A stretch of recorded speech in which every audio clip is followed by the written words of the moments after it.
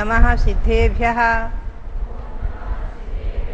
ओम नमः सिद्धेभ्यः। ओम नमः सिद्धेभ्यः।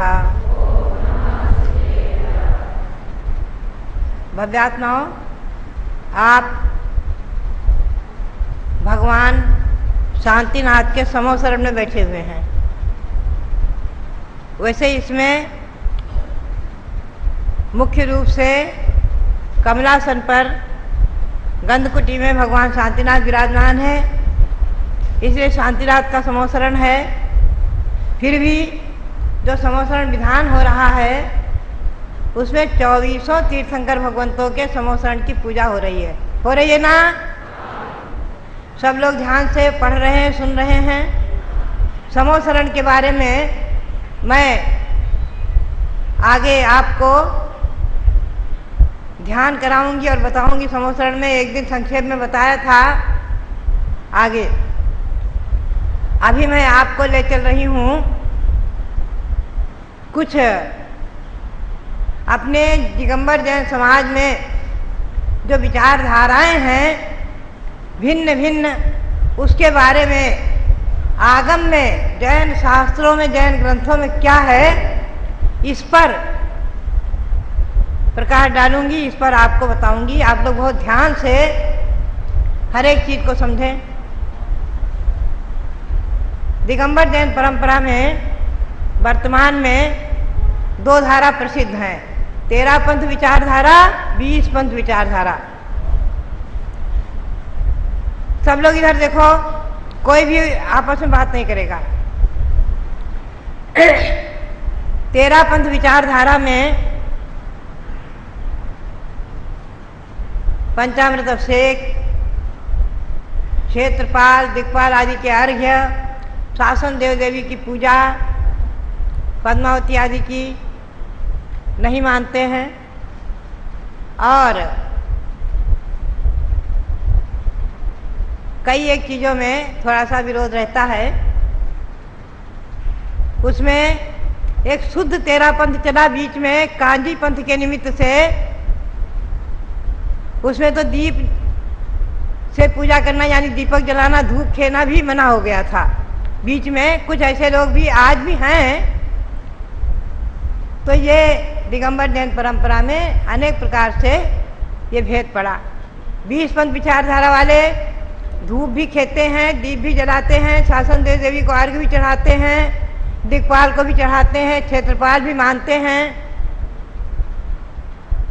और शासन देव देवी पद्मावती माता आदि को भी मानते हैं। पंचामृत अभिषेक भी करते हैं, महिलाएं भी अभिषेक करती हैं। हमारे सामने अनेक बार ये प्रश्न आते हैं कि वास्तविकता क्या है। मैंने जहाँ जन्म लिया, अवध प्रांत में टिकैत नगर जन्मभूमि, वहाँ पर मैंने बचपन में ये पंथ भेद नहीं सुना था। वहाँ बराबर महिलाएं अभिषेक करती हैं, सब बालिकाएं, युवती, वृद्धा, हर एक। और पंचामृत भी अभिषेक और फल फूल आदि सब परंपरा, क्षेत्रपाल पद्मावती सब मंदिर में है, चल रही थी, हमें मालूम नहीं था।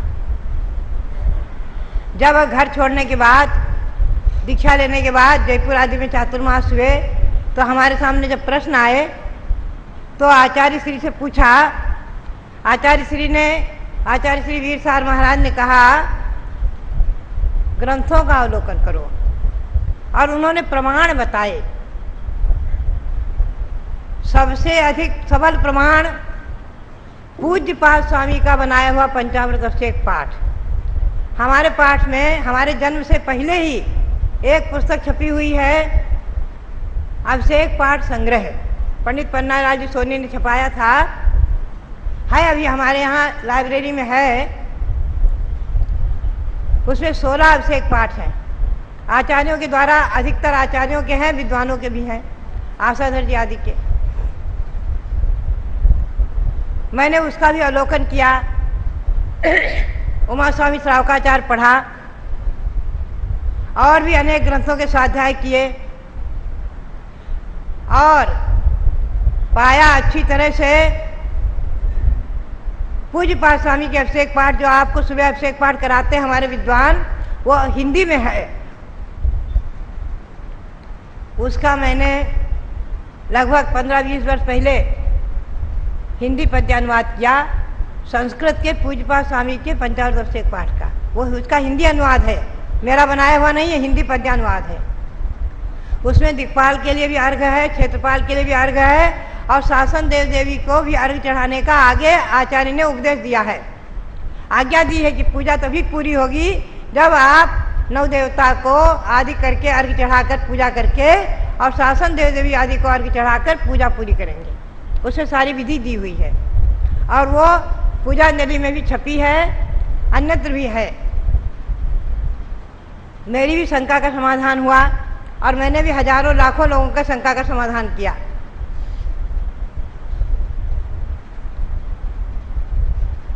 आपके सामने विराजमान है एक देव और देवी। आपको मालूम हुआ है कि नहीं ये कौन है? यहाँ विराजमान है देव, उधर देवी है, वस्त्र पहने हैं। आपने पूछा नहीं होगा पंडित से कि ये कौन है। क्षेत्रपाल पद्मावती तो नहीं है, इनके फणा नहीं है। कौन है? भगवान शांतिनाथ के गरुड़ यक्ष और महामानसी देवी। गरुड़ यक्ष महामानसी देवी भगवान शांतिनाथ के शासन देव देवी हैं। तिलोय पंडिती में लिखा है, सबसे प्राचीन ग्रंथ तिलोय पंडिती 2000 वर्ष पुराना, उसका हिंदी अनुवाद छपा हुआ था, बहुत पुराना, और आरिका विशुद्धमती जी ने भी उसका हिंदी अनुवाद किया हुआ। उसमें 24 तीर्थंकरों के शासन देव देवी के नाम हैं, गोमुख यक्ष चक्रेश्वरी देवी, और ये बताया है कि भगवान के समो शरण में भगवान के पास में रहते हैं। शास्त्र में लिखा हुआ है। सबसे अधिक प्राचीन मूर्ति है अपने भारतवर्ष में दिगंबर जैन परंपरा में बड़वानी के भगवान ऋषभदेव, और बुंदेलखंड में और भी हैं, हमें नहीं मालूम, हम बुंदेलखंड की हमने यात्रा नहीं की, लेकिन बड़वानी में गौमुख यक्ष और चक्रेश्वरी यक्ष ही उसी में पाषाण में उत्कीर्ण है। आप लोगों ने जिन्होंने बड़वानी की यात्रा की होगी देखा होगा, खंडगिरी उदयगिरी की गुफाएं हैं, वहाँ भगवंतों की प्रतिमाएं दीवार में उत्कीर्ण गुफाओं में हैं, उनमें भी शासन देव देवियों की मूर्तियां हैं, बहुत हैं, और सब शिलालेख आदि सब छपे हुए हैं। रानी गुफा आदि के एलोरा में भी बहुत सी गुफाएं हैं जहाँ भगवंतों की प्रतिमा उत्कीर्ण है, विराजमान है, और शासन देव देवियों की मूर्तियां हैं।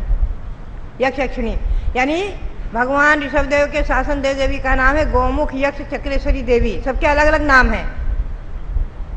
भगवान शांतिनाथ के देवी का नाम है गरुड़ यक्ष महामानसी देवी। चंद्रा प्रभु के यक्ष यक्षिणी का नाम है विजय यक्ष ज्वालामालिनी देवी। भगवान पार्श्वनाथ के शासन देव है धरणेन्द्र यक्ष पद्मावती देवी। भगवान महावीर के शासन देव हैं मातंग यक्ष सिद्धायनी देवी। 3-4 नाम मैंने बता दिए। इनके अर्घ चढ़ाने का, पूजा करने आदि का विधान शास्त्रों में है, दोष नहीं है। सम्यक दृष्टि के लिए दोष नहीं, सम्यक दृष्टि के लिए विधान है। बल्कि प्रश्न होता है कि व्रती दूसरी प्रतिमाधारी, तीसरी प्रतिमाधारी, 7वीं प्रतिमाधारी आदि ये अव्रती की आराधना, उनका अर्घ कैसे करेंगे? ये प्रश्न आए दिन आता है। मेरे पास एक ही उत्तर है कि आचार्य पूज्यपाद स्वामी आदि जो बड़े बड़े आचार्य हैं, अभय नंदी, गुणभद्र सूर्य आदि, ये सब महाव्रती थे, और इन्होंने व्रतिकों के लिए, देशव्रतियों के लिए पूजा विधान बताया है, तो उसमें उन्होंने अर्घ चढ़ाने का आदेश दिया है। बिना इनकी आराधना और बिना इनकी अर्घ आदि के पूजा पूरी ही नहीं होती है। पुराकर्म विधि में और आखिरी में, आदि में, अंत में, तो इनके अर्घ आते ही आते हैं, दिक्पाल आदि के, क्षेत्रपाल आदि के। तो आचार्य अपने लिए प्रमाण हैं, वो भी जानते होंगे गुणस्थान की व्यवस्था। हमें इसमें कुछ भी तर्क नहीं उठाना है, हमें तो ये आचार्य की आज्ञा सिरोधार्य सिर माथे। आचार्य शांति सागर महाराज जी की परंपरा में बराबर पद्मावती आदि शासन देव देवियों की मान्यता रही है, क्षेत्रपाल दिक्पाल आदिकों की अर्घ चढ़ाने की मान्यता रही है, पंचामृत अभिषेक महिलाओं द्वारा अभिषेक आदि। मैं कुंथलगिरी में सन 55 में 1 महीना रही हूँ आचार्य श्री की संलेखना के समय। मैंने अब सब अपने आंखों से वहाँ देखा है। जो कट्टर से कट्टर तेरापंथी थे इधर उत्तर प्रदेश के, वो भी वहाँ जाकर के बोली लेकर के और आचार्य श्री के सामने सपत्नी पति पत्नी मिलकर के पंचामृत अभिषेक करते थे खूब ठाठ से।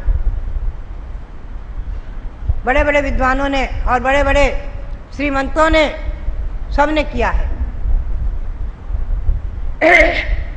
तो आगम में ये विषय वर्णित है। ये 20 पंथ परंपरा जिसे आज हम कहते हैं वो आगम परंपरा है। उसमें कहीं भी कोई विषय आगम से अतिरिक्त नहीं है। इसीलिए यहाँ 3 मूर्ति मंदिर के सामने एक बोर्ड लगा हुआ है, आप पढ़ना, वो शिलापट्ट, उसमें लिखा हुआ है कि यहाँ जम्बूद्वीप स्थल पर कोई भी 13 पंथी 20 पंथी अपने अपनी आमना के अनुसार पूजा पाठ करें, किसी के लिए रोक टोक नहीं रहेगी। और यहाँ कई बार एक साथ 13 पंथी और 20 पंथी मिलकर के 2-2 मंडल बनाते हैं, अपने अपने मंडल बनाकर अपने अपने पूजा विधान करते हैं। कभी कोई भी किसी का विरोध नहीं करता है। तो भव्यात्माओं, ये मैंने बताया आपको। अभी एक नया विषय हमारे सामने आया है। वो लगभग 8 महीने से पहले एक पोस्टर आया था गुजरात से। उसमें हुमड़ समाज के गोत्रों के हिसाब से कुल देवताओं के नाम थे, अनेक प्रकार के नाम है उसमें।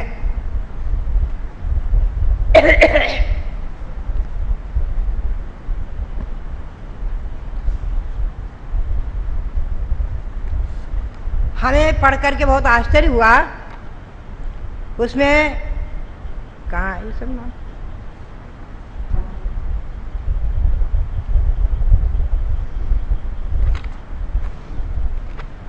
उसमें जो है तोतना देवी, जोगेश्वरी, खेमा, पंका, मोनिका, राखी देवी, मूलेश्वरी देवी, विलेश्वरी देवी आदि अनेक नाम आए। मैंने देखा दिगंबर जैन ग्रंथों में कहीं भी इनके नाम नहीं हैं। इन्हें कुल देवता मान करके वो लोगों ने उन देवियों के चित्र भी छापे थे। मैंने इस पर चिंतन किया, विचार किया, तो ये लगा कि ये दिगंबर जैन परंपरा से अतिरिक्त ये एक लौकिक परंपरा, ये मिथ्यात्व की परंपरा है। इस पर चिंतन गया तो मुझे बहुत पुरानी बात याद आई।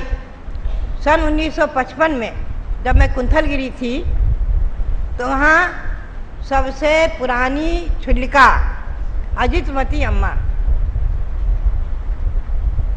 जो आचार्य शांति सागर महाराज की दीक्षित थी, हम लोग सब आरिकाएं छुल्लिकाएं वहीं पर उन्हीं के पास थे। आरिका तो एक थी, बाकी सब छुल्लिकाएं थी। हम वहाँ चर्चा हुई थी वहाँ कुल देवता के बारे में। तो अजितमती अम्मा ने बताया था कि यह अपने दिगंबर जैन परंपरा में कुल देवता नाम की कोई चीज नहीं है। अपने शासन देव देवी और तीर्थंकर भगवंत की माताएं यही कुल देवता हैं।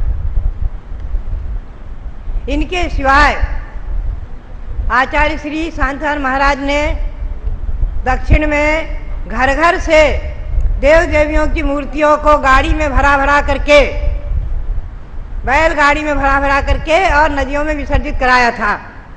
कुछ लोगों ने विरोध भी उठाए थे, तो आचार्य श्री ने कहा कि अब जो है इनका समय खत्म हो गया, समाधान दिया था।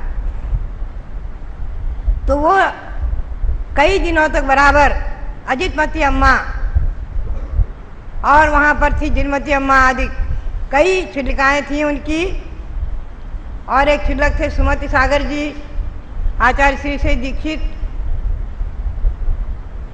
और भट्टारक जिनसेन थे पुराने लक्ष्मी कोल्हापुर मठ के, नांदनी मठ के भट्टारक थे जिनसेन, कई एक भट्टारक थे। सबसे मिलकर के बैठकर चर्चा हुई।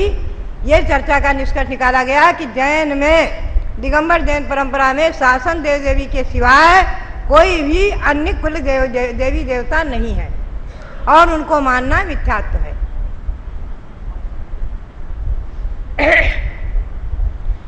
अभी वो चर्चा पुनः शास्त्रीय परिषद के विद्वानों के द्वारा आई। मैंने भी उसका विरोध किया तो कोई विद्वान पुस्तक लिखने लग गए और पुस्तक लिखकर 200 पेज की हमारे पास भेज दिया। उसमें लिखा हुआ है जितने भी उसमें तर्क दिए हैं सब कुतर्क, बेसिर पैर के। उन्होंने लिखा तीर्थंकर भगवान शांतिनाथ चक्रवर्ती थे, दिग्विजय के लिए निकले, चक्ररत्न की पूजा किया, देव देवियों की आराधना की। क्या आप स्वीकार करेंगे इस बात को कि जो तीर्थंकर जिनके लिए सौधर्म इंद्र एक पैर पर खड़ा रहता है 24 घंटे किंकर बन करके, हजारों नहीं असंख्यातों देव देवी जिनकी भक्ति करते हैं, ऐसे तीर्थंकर भगवान देव देवी की उपासना करेंगे दिग्विजय के लिए? क्या आप स्वीकार करेंगे इस बात को?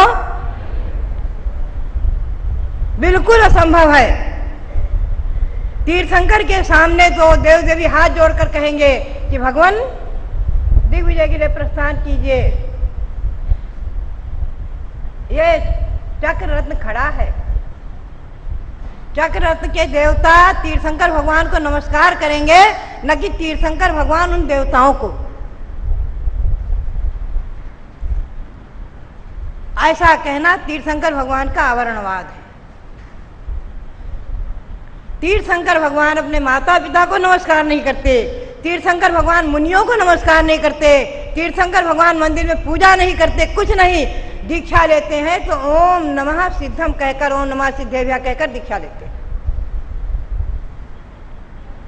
जगत पूज्य तीर्थंकर भगवान के लिए दिग्विजय में देव देवी की उपासना करके गए थे लिखना बहुत ही गलत है। मैंने कहा अगर ऐसी पुस्तक छपेगी तो हम निश्चित ही बहिष्कार निकालेंगे। और भी उसमें बहुत सी ऐसी बातें हैं। उसमें लिखा कि ब्राह्मण, क्षत्रिय, वैश्य और शूद्र और जैन और जैनेतर कोई भी जाति के क्यों न हो, सबके कुल देवता एक हैं। हम इस बात को कभी भी नहीं स्वीकार करेंगे। मैं समझती हूँ दिगंबर जैन परंपरा का व्यक्ति, जैन शासन का व्यक्ति आगम के परिप्रेक्ष्य में कभी भी इस बात को स्वीकार नहीं करेगा कि सबके कुल देवता एक हैं।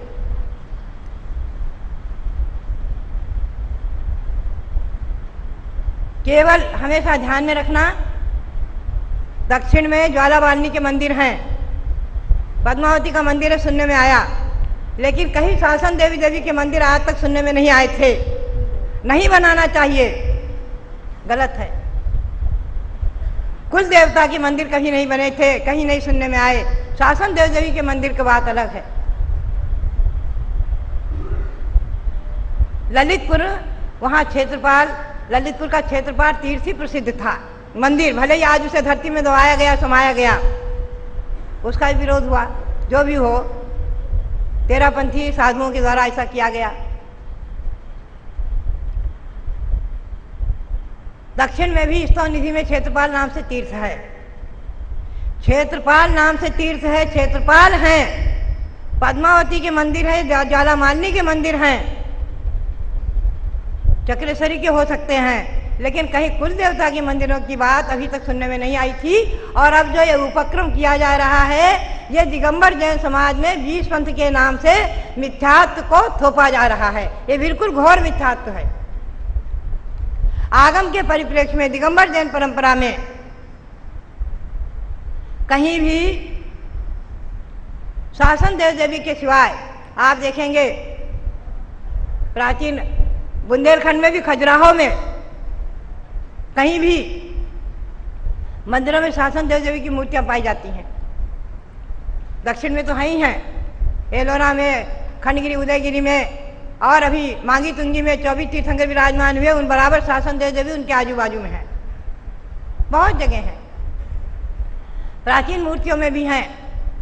ये प्राचीन मंदिर जो शुद्ध तेरापंथी कहलाता है, यहाँ भी अंबिका देवी की मूर्ति हैं। तो यहाँ पर नहर की खुदाई में 25-30 वर्ष पूर्व यहाँ नहर की खुदाई में मिली थी, अभी विराजमान है। वहाँ एक कोने में भगवान पार्श्वनाथ के मंदिर के पास एक कोने में अंबिका देवी की मूर्ति विराजमान है, जो नेमिनाथ के भगवान के शासन देवी की मूर्ति है। उसके मस्तक पर नेमिनाथ भगवान की प्रतिमा है। इनके सिवाय कोई भी कुल देवता दिगंबर जैन परंपरा में नहीं है। ये बात आप लोगों को सबको ध्यान में रखना है। ये एक नया जो पंथ चलाया जा रहा है, यह आचार्य शांति साहज की परंपरा से बिल्कुल ही गलत है। मैंने आचार्य विद्यानंद से चर्चा कराई, उन्होंने भी यही बात कही कि शासन देव देवी के सिवाय हमारे दिगंबर जैन परंपरा में कोई कुल देवता नहीं है।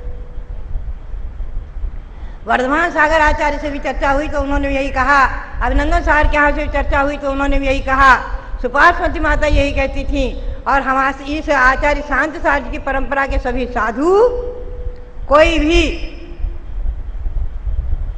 दिगंबर जैन परंपरा में शासन देव देवी के सिवाय, जिन माता के सिवाय, तीर्थंकर माता के सिवाय किसी को कुल देवता नहीं मानते हैं। ना कहीं आगम में वर्णन है, ना इसको मानना चाहिए, यह घोर मिथ्यात्व है। हमारे पास में एक लेख इन्होंने चंद्रावती ने लिखा था, अभी आपके हाथ में पहुंच जाएगा, जिनके हाथ में नहीं पहुंचेगा कल मिल जाएगा। ये हमारे यहाँ अभी 3-4 महीने पहले राजा भाऊ पाटनी और उनकी धर्मपत्नी ने यहाँ विधान किया था, वो थे। तो उन्होंने स्वयं एक घटना बताई। उन्होंने बताया कि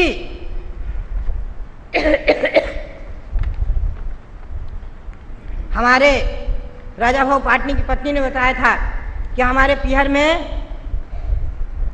घासीलाल मूलचंद गंगवार परिवार में लगभग 65-70 वर्ष पूर्व जाम्बवा नाम की देवी कुल देवता थी। चंद्र सागर जी महाराज, आचार्य कल्पचंद सागर जी महाराज आए, जो शांति सागर महाराज जी के परंपरा के उन्हीं के शिष्य थे और कट्टर बीसपंथी थे। महिलाओं द्वारा अभिषेक कराने में, पंचामृत अभिषेक कराने में सबसे ज्यादा अग्रणी वही थे और बहुत टक्कर लिया है उत्तर प्रदेश में, इंदौर आदि में, जयपुर में।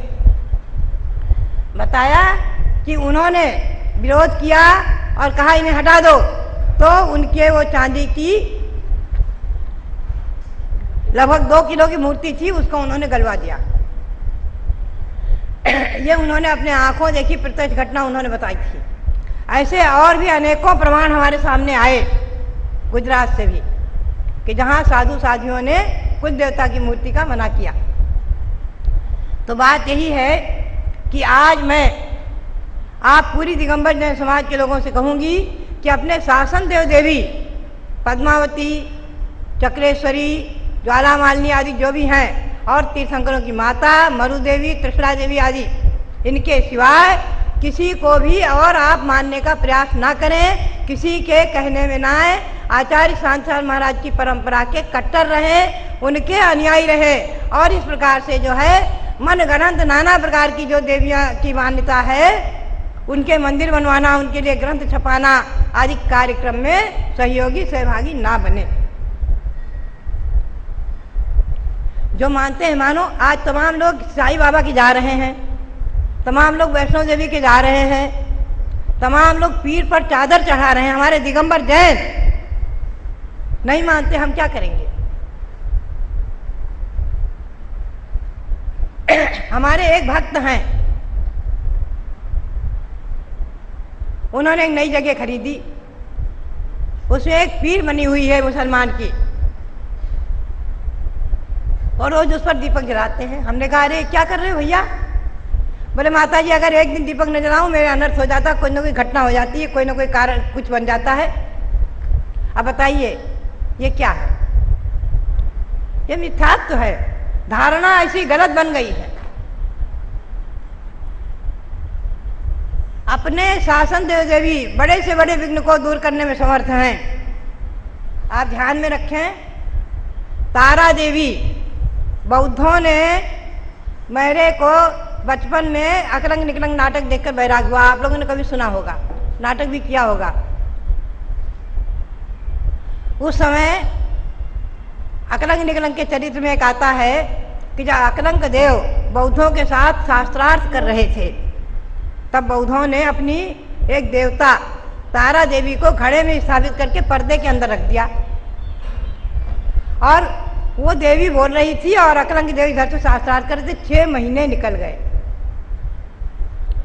अकलंग देव को एक दिन बहुत चिंता हो गई कि 6 महीने हो गए हैं, क्या बात है जो मैं शादवाद के बल पर जैन धर्म की विजय पताका नहीं फहरा रहा हूं, क्या बात है।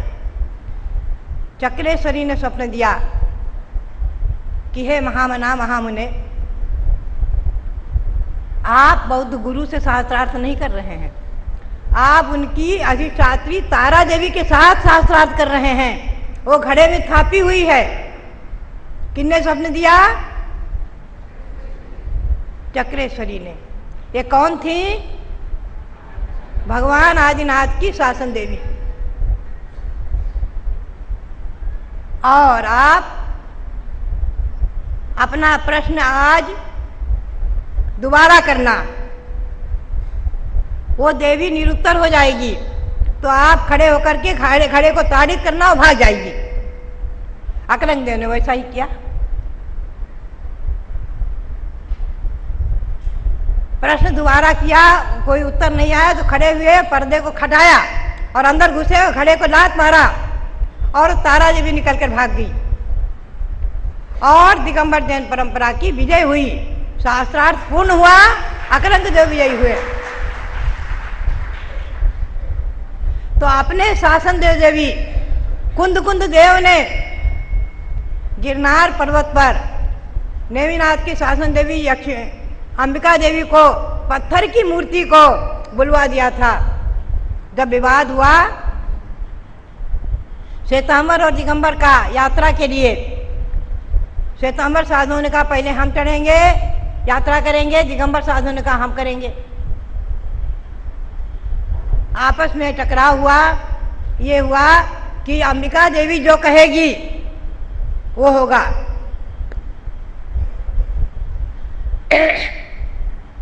कुंद देव ने उसके मस्तक पर पिच्छी रखा।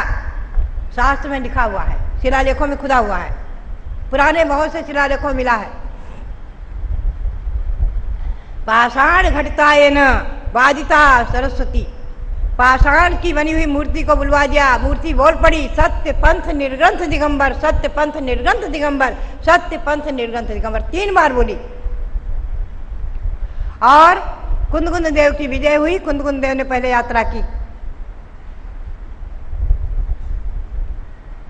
और मैं बताऊं, पद्म पुराण में भी एक बहुत रोचक कथा आती है, बड़ी सुंदर है। जब वनवास में रामचंद्र, सीता और लक्ष्मण घूम रहे थे, एक दिन बहुत थके हुए थे और एक गांव के किनारे ही, गांव में नहीं पहुंच पाए, जंगल में एक बहुत बड़ा वट वृक्ष था, उसके नीचे तीनों खड़े हो गए। मूसलाधार बारिश हो रही थी। तीनों राम, लक्ष्मण और सीता वहां बैठ गए। वहां का यक्ष, उस एक साधु ने हमारे रविंद्र कीर्ति जी से कहा कि देखिए, मंदिर मंदिर में, मठ मठ में, स्थान स्थान पर, पेड़ पेड़ में, जगह जगह अधिष्ठाता देव रहते हैं। मैं भी मानती हूँ, जब ही सही करके प्रवेश करते हैं, लेकिन न तो उनके मंदिर बनाते हैं, न उनकी हम पूजा करते हैं, न उनको नमस्कार करते हैं। तो उसीलिए मैं उदाहरण सुना रही हूं। वो यक्ष देव अपने स्वामी के पास पहुंचता है। पद्म पुराण में कथा है, पढ़ लेना। वो कहता है, स्वामिन, हमारे वृक्ष के नीचे 3 लोग आए हैं, बैठे गए हैं, क्या करना? उनको कैसे भगाना? तो उसके स्वामी देव अवधि ज्ञान से चिंतन करते हैं। ओहो, ये नारायण, बलभद्र, महासती सीता तीनों हैं, ये तो बलभद्र हैं, नारायण हैं। क्या करते हैं रात में? वो तीनों गहरी नींद में सो जाते हैं।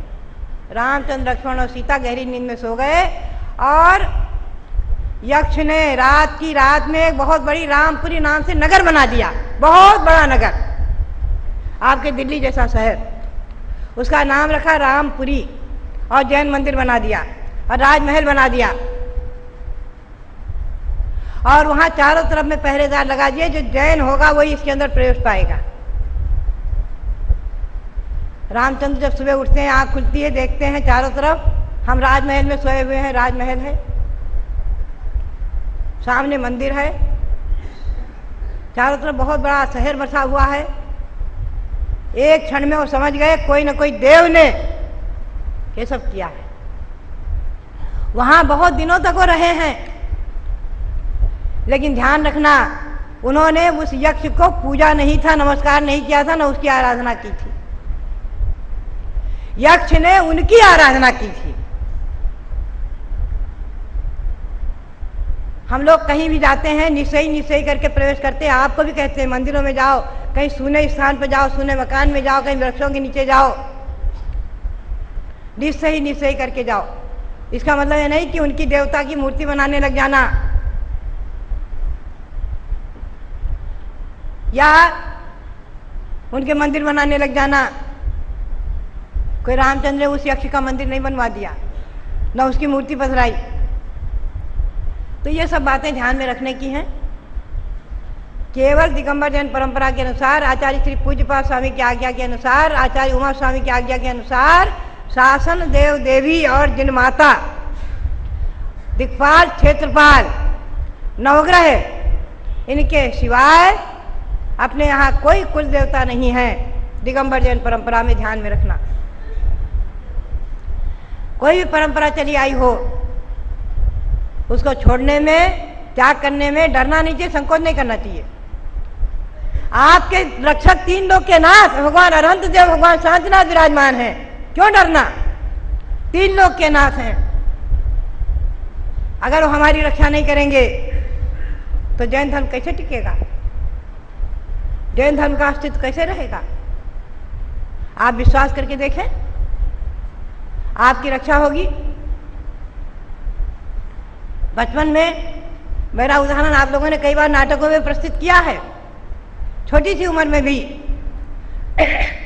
यही सुहास जिन्होंने रात में आपको सीता की नाटक कराया था, यही सुहास और इनके बड़े भाई प्रकाश, दोनों को भयंकर चेचक निकली थी। दोनों छोटे छोटे थे, मरणासन स्थिति में थे।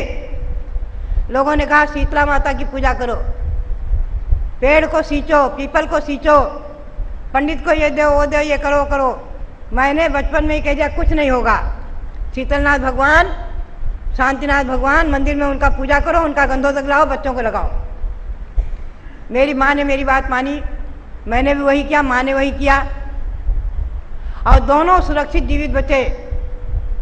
और बल्कि जिन्होंने शीतला की और दुनिया भर की पेड़ पूजा की थी, उनके कई एकों के बच्चे मर भी गए। तो उस समय गांव भर में 80 घर थे, सबने मिथ्यात्व का त्याग किया। तो बात यही है कि जिनेंद्र भगवान, उनकी पूजा, उनकी भक्ति और उनके शासन देव देवियों की भक्ति सब कुछ देने वाली है। तो मेरा अभिप्राय इतना ही है कि आप लोग में से जो भी महानुभाव कुल देवता के पक्षधर हों, आज अगर उस आग्रह को छोड़ दें तो मुझे बहुत प्रसन्नता होगी। भगवान शांतिनाथ के समोशरण में विश्वास करके आप महामानसी देवी की उपासना करें, पद्मावती की करें, चक्रेश्वरी की करें, सरस्वती और लक्ष्मी की करें, सब कुछ आपको मिलेगा। और साथ ही तीर्थंकर भगवान की करें, वही सब कुछ देने वाले हैं। उनके शासन देव देवी तो उनके भक्त हैं, सब कुछ तो अरहंत भगवान है। और उनके मंदिर बनवाने का पक्ष, उनके ग्रंथ छपाने का पक्ष कतई कतई छोड़ दें और इसका पक्ष कतई ना लें। अपने सम्यक को दृढ़ बनाएं, सम्यक दृष्टि बने रहें, जैन शासन के भक्त बने रहें। यही मेरी सबके लिए प्रेरणा और सबके लिए बहुत बहुत